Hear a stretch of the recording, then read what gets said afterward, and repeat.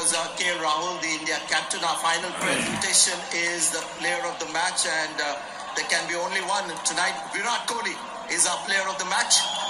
122 not out, and he'll accept a check of USD 5,000 and a trophy from Mr. Abdullah bin Damitan, CEO and Managing Director, DP World UAE and Javza. 12 4's and 6 6's. It's a bit tough for me because we had an extensive chat in the mid-innings and I tried to get inside your head and talked about celebration. Let's assume new viewers watching this post-match, just again, you know, the emotions, achieving that, now hundreds in all three formats, Virat. Yeah, well, I mean, it's firstly, I'm very grateful for how the day went today. As I said, time away from the game really gave me a good chance to sit back and observe a lot of things about me.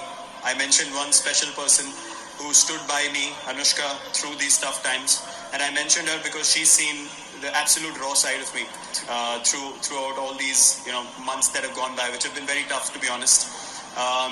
So she's the one who kept putting things in perspective for me, kept giving me the right kind of guidance, right kind of vision moving forward. And I came back into the system a very relaxed person. I wasn't desperate to prove anything to anyone in the real sense. I mean, not in a way that, I've done everything, but it was just about enjoying the game, understanding what God has blessed you with already over so many years, and then just being humble in the hard work and going out there and doing the grind all over again. That was basically what zone I came back in. And today, I think, was a build-up from the last few games, and today I actually batted out of my skin, to be honest. I surprised myself out there.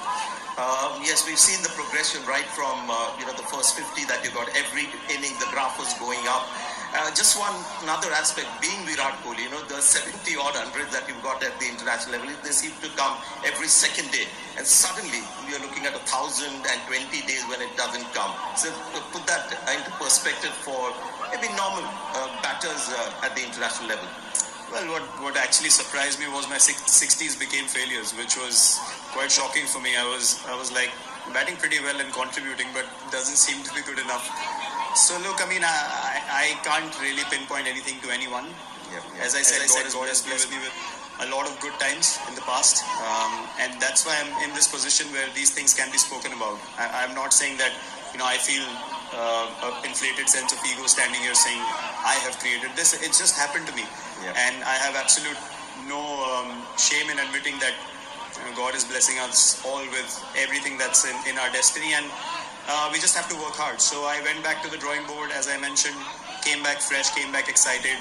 I kind of left all that behind me, and also the team environment. I had mentioned the management as well. So they've had great communication with me through these times. They've kept me very relaxed, kept my perspective very right. And when I came back as well, there was not much, information coming my way. They just said, you just bat and enjoy yourself.